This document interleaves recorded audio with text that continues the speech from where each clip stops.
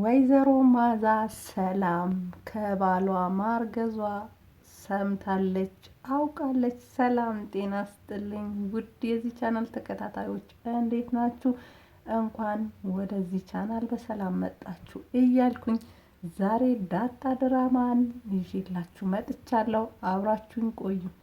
ዳጣ ድራማ በጣም አጓጊና ባለፈው ክፍል ዳጣ ናታንና አቢጌል የተላላኩትን ሚሴጅ ወይም መልእክት አቢጌል ዳጣ ናት የላከችው። ጉዳቸውን ብላ እናቷ ጋር ልታጋፍጣት ነበረ። ዳጣም እንግዲህ ሚሴጁን አጥፍታ ምንም እንዳልተላላኩ እሷ የፈጠረችው ወሬ እንደሆነ አጋልጣለች ማለት ነው። እንግዲህ እናትየውም ውሸት እንዳልሆነ የሆነ ፊት ሁለቱም ላይ የሚነበብ የፍቅር ስሜት እንዳለ እናም ደግሞ ከዚህ በፊትም እናትየው ናታን ክፍል እንዳገኘቻት አባትየውም እንዲያጣራ ነግራው ነበረ። እንግዲህ ናታን በጣም ወዷታል ማለት ነው። ወይዘሮ ማዛም አቢጌልም እንግዲህ በጥብቅ ቢፈልጉትም የአቢጌል ለራሷን ለማድረግ በጣም ብትጥርም እንግዲህ ዳጣ ብዙ ጥያቄ እያለባት ለፍቅር እንግዲህ ዝግጁ አለመሆኗን እየነገረችውም ቢሆን እንግዲህ ፍቅር ኃያል ነውና ናታን አፍቅሯታል ማለት ነው። ሰላም በባለፈው ክፍል ዳጣ እርጉዝ ነሽ ወይ ሆድሽ ጨምሯል እርጉዝ ትመስያለሽ ብላ ስትላት ደንግጣ እንግዲህ ሆዷ ስትሸፍን ነበረ። ናታንም እንግዲህ ወፍረሻል፣ በጣም እያማረብሽ ነው፣ ሰውነትሽ እየጨመረ ነው፣ በሰላም ነው ወይ ብሎ ጠይቋታል ማለት ነው። እንግዲህ አቢጌልም ተንኮለኛና የቤቱ ነገር ፈላጊ ልጅ ናት። አስቀድማ ናታንን እንዲቀርባት ዳጣ ያላደረገችውን ነገር አድርጋለች ብላ እንድታወራ ለእናቷ እንድታወራላት ስታስማማት ነበረ። ሰላምም ለዚህ ቤት እንግዲህ ሰራተኛ ብቻ አይደለሁም ብላ ሚስጥሩ ልታወጣ ነበረ። እንግዲህ ደንግጣም እንግዲህ ሰራተኛ ብቻ አይደለሁም ከልጅነትሽ ጀምሮ አጥቤ ያሳደግኩሽ እናትሽ ነኝ። እናም እንደዚህ ልታወሪኝ እንደዚህ ላደርግም አንቺ ልታባርሪኝም አትችይም። አንቺ እዚህ ቤት ላይ ምንም ስልጣን የለሽም ብላታለች ማለት ነው። እንግዲህ አቢጌልም እሱ አብረን የምናየው ጉዳይ ይሆናል ብላ እንግዲህ ቂም ይዛባታለች ማለት ነው። እንግዲህ በነገር ትፈልጋታለች። ምክንያቱም አድርጊ ያለቻትን ነገር አላደረገላቻትን ማለት ነው። እናም አቶ ደረጀ ደግሞ ወይዘሮ ማዛ አስቀድማ እድሜዋ ትልቅ እየሆነ ነው። ከዚህ በኋላ የራሷ ቤተሰብ መስርታ ልጅ መውለድ አለባት እና የራሷ ህይወት መምራት አለባት። እኛም ደግሞ በዚህ እንደዛ እንድታደርግ ባለማገዛችን እንጠየቅበታለን በእግዚአብሔር ዘንድ እና እንደዛ እንድታደርግ ማገዝም መንገርም አለብን መጠየቅ አለብን ብላ ስትለው አቶ ደረጀ ደንግጦ የልጆቼ እናት እናም ብሎ ተንተባትቦ በስተመጨረሻም እንግዲህ ልጆቼ ያሳደገች ብሏታል ማለት ነው። እሷም ወላጅ እናትማ እኔ ነኝ እኔ ያለሁላቸው ብላ ስትለው እሷ እየተንከባከበች እንደ እናት አሳድጋቸዋለች ለማለት ፈልጌ ነው ብሎ አስቀይሷት ነበረ ማለት ነው። እንግዲህ በቀጣዩን ክፍልም ምን አለችስ ልሂድ አለች ወይ ብሎ ሲጠይቃት አይ እዚህ መቆየትን መርጣለች አልሄድም ብላለች።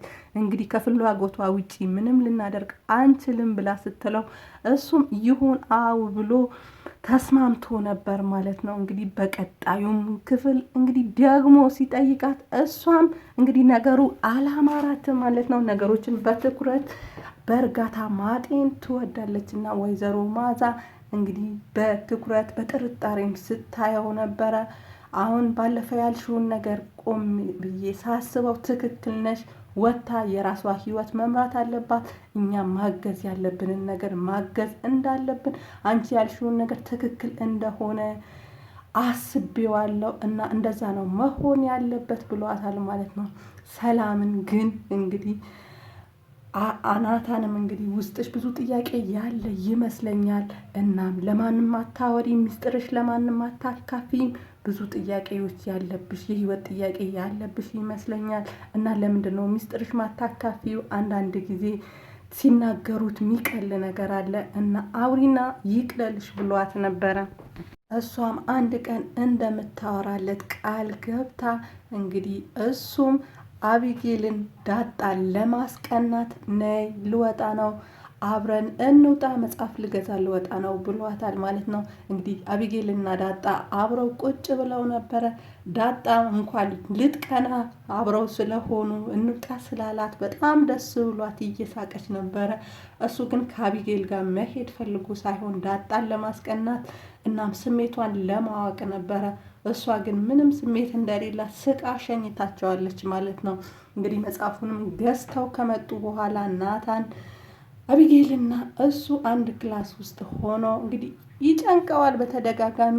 ዳጣን እንጥራት፣ ዳጣ አብራን ትሁን ብሎ ሲላት አቢጌልም ለምንድን ነው እሷን ማስቀናት ፈልገህ ነው ወይ ከኔ ጋር የሆንከው እና ለምንድን ነው ዳጣ ዳጣ ምትለው ብለዋለች። ለእሷ ያለ ስሜት እኮ አውቃለሁ፣ ምክንያቱም የባለፈው ሜሴጅ የጻፍኩት እኔ ነኝ እና እሷ እንደምትወዳት አውቃለሁ ብላ ስትለው እኔ ነኝ የጻፍኩት ብለሽ በጀብድ ታወሪያለሽ ወይ? መቼ ነው በሰራሽው ስራ የምታፍሪው? ይሄ እኮ የሚያሳፍር ነገር ነው ብሏታል ማለት ነው።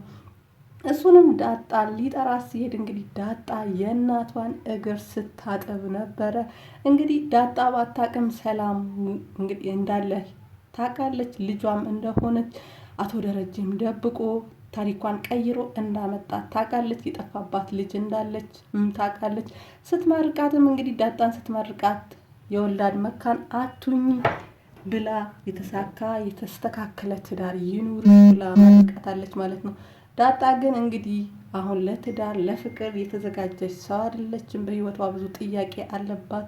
ያ ጥያቄዋ እስከሚመለስ ድረስ እንደዚህ አይነት ህይወት መጀመር አትፈልግም እና ከትዳር ውጪ ሌላ ነገር መርቂኝ፣ መኪናዎች፣ ቤቶች ይኖሩሽ ብለሽ መርቂኝ፣ ለምንድን ነው ትዳር ላይ ብቻ የምታተኩሪው ብላታለች ማለት ነው።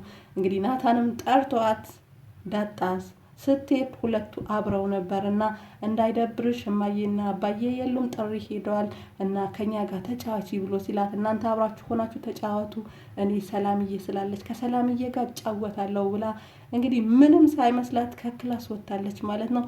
እሱም እንግዲህ ምንም ስሜት እንደሌላት አውቆ በጣም ተናዷል ማለት ነው። በስተመጨረሻም እንግዲህ ወይዘሮ ማዛ አቢጌል ደውላ ጠርታት ምነግርሽ ነገር አለ፣ እናም ይሄ በጣም ደስ የሚልሽ ነገር ነው ብላታለች ማለት ነው። ወይዘሮ ማዛ ግን ከዚህ በፊት የምትፈጥራቸው አይነት ችግሮች እና ጭቅጭቆች እንቅላቷን ሀሳብ የሚያዞሩ ወይም ሌላ ነገር እንድታስብ የሚያደርጉ ነገሮች ከሆኑ ወደ ስራ ነው የሚሄደው አትንገሪኝ ብላ ስትላት እንግዲህ እሷ በጣም ደስ የሚልሽ ነገር ነው እንደሌለው ጊዜ ግን አይደለም ብላ እንግዲህ ወሬውን ጀምራለች ማለት ነው። ሰላም ከዚህ ቤት ወጣ እረፍት ብላ ታውቃለች ወይ ብላ ስትጠይቃት አታውቅም። ወጣ አድራ ታውቃለች ወይ አታውቅም። አዝነሽላት ነው ወይ ብላ ስትላት አይቆይ እነግርሻለሁ ብላ እንግዲህ ሰላም እርጉዝ ናት ብላ ስትላት ወይዘሮ ማዛ በጥፊ መታታለች ማለት ነው። እንግዲህ ከዚህ በፊትም አቢጌል የሆነ ነገር ስትላት መጀመሪያ ለአቢጌል ያለመደገፍ ስሜት በጥፊ ወይም በሆነ ነገር ትመታትና ግን ነገሮችን በትኩረት መፈለግ ወይም ደግሞ መልስ ማግኘት ትፈልጋለች እና ወይዘሮ ማዛ እንግዲህ ሰላም እርጉዝ መሆኗን አውቃለች ማለት ነው። ከማን ነው ያረገዘችው የሚለው ጥያቄ መልስ ደግሞ ሁለት ነው። እንግዲህ እዛ ቤት ያለው አንድ ናታን ነው፣ ሁለት አቶ ደረጀ ነው። ናታን ገና ልጅ ነው። ከሷ እንደሱ አይነት ግንኙነት ሊኖረው አይችልም።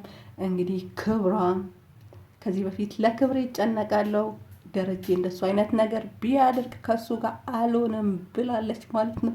እንግዲህ ክብሯ የት ያደርሳት በሚቀጥለው ክፍል አብረን የምናይ ይሆናል። አብራችሁኝ ስለነበራችሁ ከልብ አመሰግናለሁ። መልካም ጊዜ፣ መልካም ቆይ